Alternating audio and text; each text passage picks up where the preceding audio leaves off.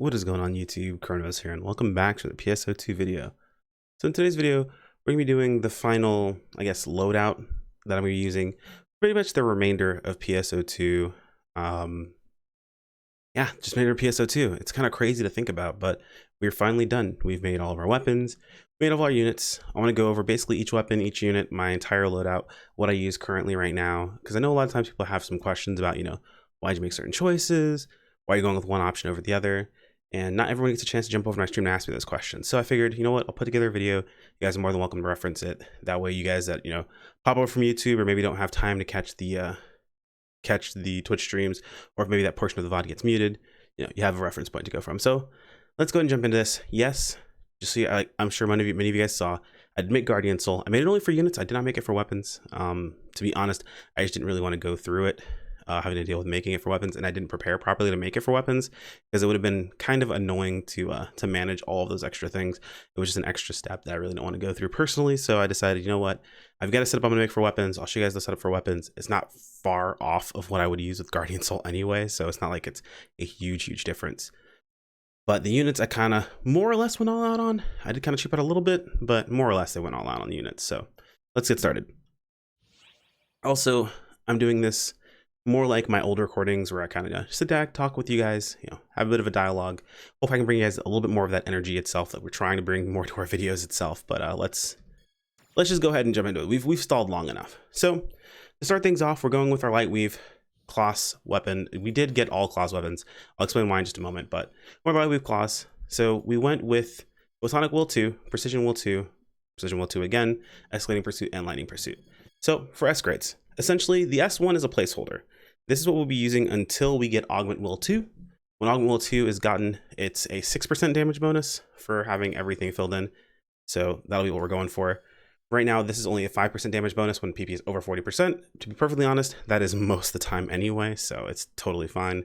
5% damage bonus is about one of the higher amounts we can get here. So it was relatively inexpensive. You can get it from the Rising Weapon Badge 5 shop. So I figured, you know what? Let's just go ahead and go with it. Precision Will 2, these came from the XQ4, so the Extreme Quest 4. Super easy to run. Just get a group together and hopefully get lucky. Sometimes you get it like one weapon will drop both of these, so it's super nice. Plus we run crit on Etwall since Etwall can get so much crit so easily. 5%, 4%, basically no brainer. Escalating Pursuit, being that we can't get over 150% crit, so we can't get up to 150% crit. Basically we can't get over, I think it was 130%. We're going to go with Escalating Pursuit as opposed to the minus crit chance plus crit damage S4. Escalating Pursuit's pretty solid, just some free damage, pretty strong. I'm not sure what it works out to being, but I think it like procs every 12 seconds or something like that usually, roughly. But it is a good chunk of damage, so it's pretty nice to have. Lightning Pursuit. So Lightning Pursuit is actually the damage choice we want to go over. I know a lot of people ask, why not go with the S5 from Gunblade? To be honest, the Gunblade S5 is actually weaker than Lightning Pursuit, specifically for Etwall, since it activates every single time you use a PA. If you're playing double or dual blade Etwall properly, you're going to be using PAs consistently, basically nonstop. Plus, the other benefit side of the S5 from Gunblade is the healing, which does not work on Etwall, so we don't even bother with it. Lightning Pursuit is really strong. As far as our affixes on it go, we went with Divine, Mana, and Grand. Yes, Divine Order is definitely a bit of a whale choice, but it's we had it, we went for it anyway, so I was cool with it. Mana is actually 50 melee power, so it's pretty strong anyway. It's still 4 PP. We don't need a ton of PP on our weapon, so it's still a pretty solid amount. And then we had Grand, so 60, 50, and 50. Ideally, what would have been different here would we would have swapped out Mana Reverie for Guardian Soul, meaning we would have ended up with about 30 extra melee power and about 50 extra HP and 3 PP. Honestly, not that big of a deal considering this isn't regular main stat. Like, this isn't base main stat, this is just added main stat at the end, so not really a big deal. In case anyone's curious what base main stat, what I'm talking about, whenever base main stat's added, it's something that's multiplied by things like your Shifta, your tree buff, your Shifta drink, those sorts of things. So that's much stronger in those spots. When it's just other added bonuses at the end, it's just worth a lot less when you get so much of the actual stat itself. So not really a huge deal. Still very strong. I think honestly one of the better setups you can do if you're not going Guardian Soul. But let us move on. So we've got our or double saber, and it's mostly a lot of the same thing for a lot of the same reasons. Still photonic will 2, we're gonna be swapping that out. Still precision will 2, those are basically a staple for damage. Escalating pursuit makes perfect sense. In this case, we went with skillful adept will. Now the reason we went skillful adept will here was because there really isn't another good S5 for us to use. We're not sitting at 2k HP, so we can't use the S5 that you would use in that situation. Actually, I think that is an S5, right? Wait, I think, is it an S4? I think it's an S5. Anyway, I believe that's an S5. It's like life de-adaptation, something along those lines. So we can't use that unless we have 2k HP. That's 4% damage, but this is pretty solid. The healing doesn't work, but 2% damage and the crit rate, it's kind of nice for us to, manage out our crit at 100%, which is very, very comfy. In this case, we went with Exceed as our will choice. Exceed is still 50 melee power. It's still 20 HP and still 5 PP. Not as much as Divine Order, but still pretty solid. It leaves us with 14 PP as opposed to 19, but still solid 160 melee power. I mean, the defensive stats are nice, but they're not really necessary, so either way, still very, very strong weapon. Our wand, again, a lot of the same things for a lot of the same reasons. Only difference is we went with Mark as our last choice just because it was the last thing we had left. Basically, whenever you wail on one of the support scratches, there is a Mark receptor, an Exceed receptor, and a Divine receptor. So we just used one for each weapon. That is not, I can't take credit for that. That credit goes to one of my viewers by the name of Nikojin. Gave the idea for me to use that, so I just went with it. It works pretty well. Honestly, I'm totally happy with it. But as far as what's different on the wand, it's just Steadfast Harpoon. Steadfast Harpoon just gives a shockwave on third normal. If you're doing proper rotations for wand, you want to maintain PP. Essentially, you're trying to get the third normal out each time. Increases attack potency. Pretty solid. Pretty solid S5 overall. We are still using our Trailblazer Cane. This is literally only for a PP reset. So whenever I drop to like, say 30 PP, 40 PP, I swap to this weapon, use 1 PA, get full max PP out again, and then swap back. That's the only reason for it. It has no other use, no other purpose.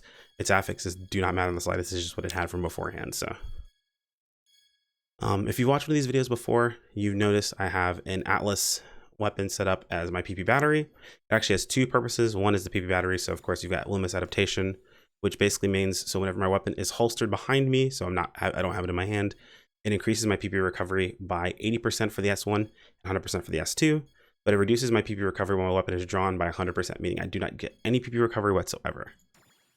That stacks, of course, with Luminous Grace for 20% increased recovery speed. Phrase, I mean, Grand Spirit really isn't that important in this case. I think I just put it here because I had it, and I think it worked like a percentage basically, so the more PP I had, the faster regen, but there's more PP to regen, so honestly I don't think it's that different either way. So this one, probably not as important. Phrase covers an extra 5% on top of that as well. Now you could alternatively go with an Alphystia weapon that actually has an extra 10% PP recovery on it, built based into its potential. But I went with the Atlas for two reasons. One, for Unflagging Spirit. If basically I get stuck in an attack that I know it's going to one-shot me and I don't have my will available, I can spam the button to switch to this weapon, and the moment that I become able to move, I'll be able to go ahead and swap this weapon and it'll save my life. So super cool there. And for support amplification, basically I have Skydance on my leg unit. I can switch this weapon, jump up, let Skydance proc a couple of times and get it stacked up to 2 minutes. Or I can swap this weapon, start a teleporter, and someone else who can, cast regular shifted D-man that's normally only goes up to a minute can cast it over to my 2-minute time frame because I have the ability to get a max duration of 120 seconds. So super cool there. And then of course you have Umber Cane for Umber Cane things. This is just for increased drop rate along with Lucky Charm. So super cool stuff there. Let's move on to our units. So here's the ones that I'm kind of proud of. So if you saw the video, yes, I made my Guardian Soul. Yes, I was very, very lucky with making Guardian Soul. I one-shot basically 6 times overall. Kind of crazy. But the unit we went with, of course, is the Claws back unit. It's at 120 all attack, 70 HP, and 15 PP. Very strong unit. We've got Guardian Soul, Aether, Mana, Absolute. We went Might 5 just because of 2 reasons. One, making a Rivolate, if you don't already have a Rivolate or you didn't get a Rivolate to drop, is actually fairly expensive. It's about 40 mil per Rivolate that you make. Now, granted, I have the money. I had the money. I just wasn't thinking about it at the time. I was like, you know what? It's honestly 15 main stat. Again, it's not base main stats. I'm not really too concerned about it. Not really a huge deal. So, went with Might. And of course, Crack 5 and Grand Might. Now, some people were thinking, what about Veterans Resolve? Well, technically, going main stat would have been stronger than going Veterans Resolve. And The other option would have been Mark, and this is actually equal to Mark Courage. The only difference is I'm losing PP. So overall, I didn't really care that much. Now, there are other setups where you get more damage overall, or if you're more concerned with all stat, then of course, there are other options you go for. But this is, of course, my setup for myself personally, so I kind of tailored it to that specific situation. Of course, we went Grand Might because melee power. So we actually made a change here. I'm going to skip over my arm unit and I'll talk about it last. But we have our leg unit. Again, pretty much all the same stuff, just has Skydance on it. The leg unit is 30 PP, 40 HP, and 80 all attack, I want to say. So pretty solid unit overall. Same reasons for everything, more or less. I still wanted the PP because I play Wand as well, and it's actually really, really comfy for having a good chunk of PP. Or being able to have a good chunk of PP makes playing Wand very, very comfortable. So I'm super happy with this, having this unit itself. Now, I came across a situation where I was doing some UH content, and certain enemies were hitting me for 1 damage. I actually hit enough defense for them not to be able to break my defense to do enough damage to me, actually for me to take damage normally. And that's not with like Double Saber with its, its damage reduction as well. It was just playing at 12 because I was on Wand at the time. Kind of crazy. So I figured, you know what, maybe we went a little too hard on the defense. So I swapped up my arm unit that was Claws beforehand for an Atlas unit. Yes, that means I did have to burn another 100 passes, but to be honest, I had extra passes anyway. I've been stacking these literally since they were available, so I'm not too concerned about passes overall, and I'm not using them for weapons, at least not yet. So we went with an Atlas arm. So the benefits of going Atlas arm over going Crass arm. Atlas arm is going to net us an extra 30 all attack. The trade-off is we lose 4 PP and we lose 120 HP. Well, I didn't need the HP, and 4 PP is not really that big of an ask. So the extra 60 all attack is pretty much free. I plan on using this in NGS as well, for kind of an early game skip anyway. So it's just nice to have overall. So units, pretty comfortable with, pretty happy with, and this is pretty much one of the better attack setups. It's not the best one. I'm actually going to save that for another video I'll be talking about. There's a better attack setup overall, but you have to sacrifice quite a bit to set it up, and it is very, very restrictive, not nearly as open as these units are. One thing I wanted to make sure that I was able to do is I can swap to playing other classes. Like I like to play Luster every once in a while, and I've still got 265 range power, 220 range power here. Like with my previous units, I had like 20 range power, so I had basically nothing, which kind of sucked. But these units have got a lot more going for me. Pretty happy with that, but that's really about our full setup here. We've got all of our units, we have all of our weapons. As I like to say, we beat the game. Now we can play the game, we can enjoy it. But anyway, guys, if you have any questions, feel free to toss them into the comments below.